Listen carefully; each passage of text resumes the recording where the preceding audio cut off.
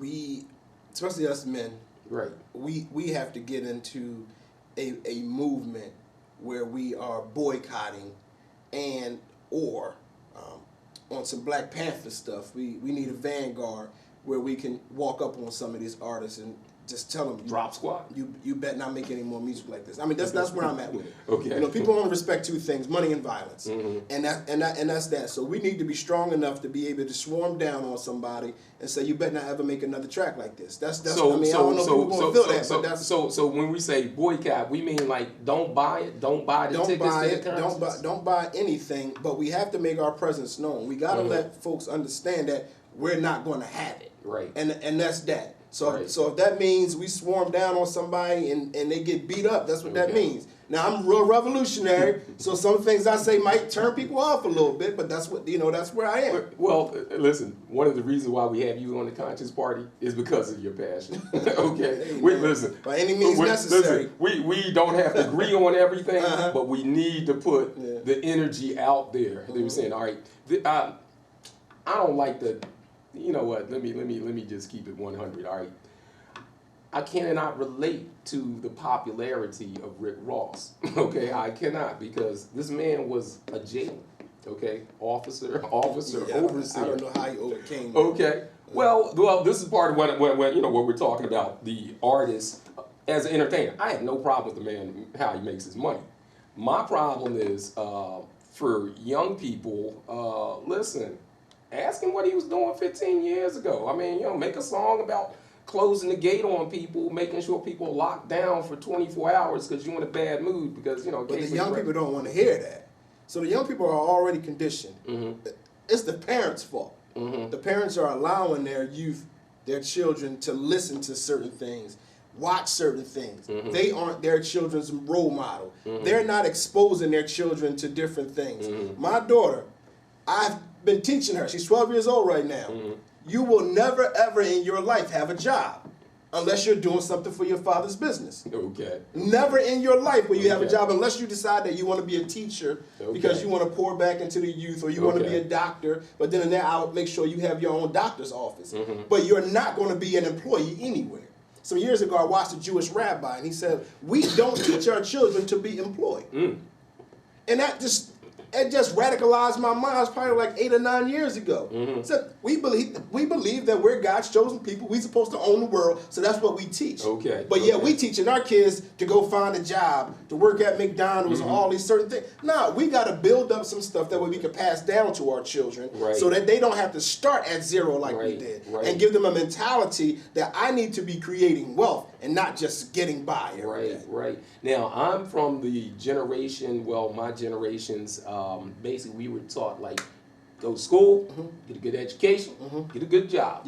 And, as you're saying, those jobs we cannot pass on to our children. And as a black man in the 80s, in the Reagan era, a lot of the guys I graduated from college with, we all had like these nice white collar jobs. And economics changed. I was living in Pittsburgh at the time. All right, steel mills. What's that? All right, steel mills were closing.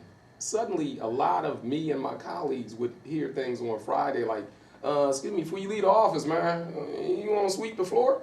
Excuse me, sir. I'm an executive, okay? I don't sweep floors. Oh, so you're not a team player. And the next week, the gentleman has his cousin who just got laid off at the steel mill sitting in my seat. So it's very important to understand that if somebody gives you something, they can take it away. So, as you're saying, we have to change the paradigm. And right now, I'm actually working at a school part-time where the principal, she's a beautiful young lady, and I know she's doing the best she can.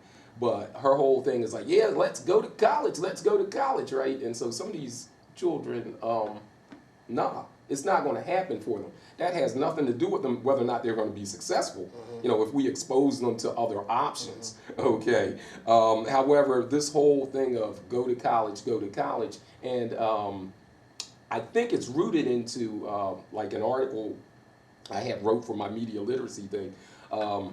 after slavery, it was a badge of honor for your child to be able to go to school. Okay, so each generation went a little bit further. Okay, great-great-grandpa, he was a slave. He wasn't allowed to read. Okay, I'm a first generation college graduate. Okay, I'm in my family, same thing. Okay, so my father had a 6th grade education. However, it was understood that I was going to graduate from high school. Okay, he wasn't accepting it. I got left down 9th grade. You know, he swung on me. Okay, because he's like, listen, I'm going out here working, doing my part. You ain't going to school. You know, you stealing from me. All right, that's the only time he ever did that. But with that in mind, somewhere in the past 25 years, it became acceptable for your child to actually drop out of school and have less education than you do. So once again, we got to get it back to the paradigm of you don't necessarily have to go to college, but you do have to keep learning and you do have to keep building skills. You know, not accepting like, well, school too hard or I'm on Ritalin, I can't sit down. Well, the school system, for one, is not designed, the inner city school system is not designed for the black kids to succeed or be successful. At best, it's designed for us to just have some entry-level job.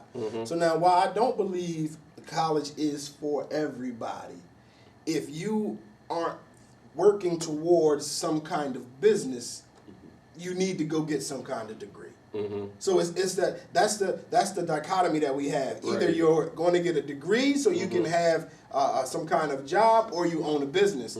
You can't say school ain't for me just to work at Walmart. That doesn't make sense. You know what I'm saying? So there has to be teaching all the way around the board. Now, with me and my daughter, I'm teaching her different things. I am nurturing her talents. I am affirming her strengths and talking to her as a finance major about how you can monetize on anything. So now, when she I'm my own business. I don't own a business, but like Jay-Z said, I'm a business. You know, I am my own business. The brand. Yeah, I'm the brand. I am my own business. And so I'm showing her this. When I go out to speaking engagements, she wants to come so she can be in the back selling books. Dad, well, the next time you're speaking, I want to sell the books. She's working the credit card machine. You know, these are the things our youth need to see. You know, we see that in the Spanish stores, they have their kids behind the counter. Or in the Asian stores, they have their kids behind the counter. But then our youth aren't seeing us as business owners and showing them how they can make money. My daughter is excited every time it's time for me to speak because she wants to be the one that sells the books. She wants to collect the money. And so that's putting something in her mind that I'm seeing my dad, he's up there speaking. Everybody loves to hear him speak. And then he comes back here and makes hundreds of dollars. And we was only here for an hour. Look what my dad made in an hour. Hold up. That's good work. Yeah. All right. So, you know, right there, that continues to spark something in her. So she is, and I've been an entrepreneur my entire life. That's what I've been. And it never made sense to me to work until I was 60. Since you brought it up, all right, we're going to go back because, you know, I had my little moments of out there juggling, I call it, organic. Even if you're put in that situation where you think that's the only thing that you can do to make money, okay, people still have to give people a vision. So the work that you're doing with the ex-offenders, if you can just show them that the skill sets that they've learned, okay, hustling, okay, how to re-up, restock, okay, plan your, you know, plan how your weekend's going to be, you know, make sure you have what it is you need to survive.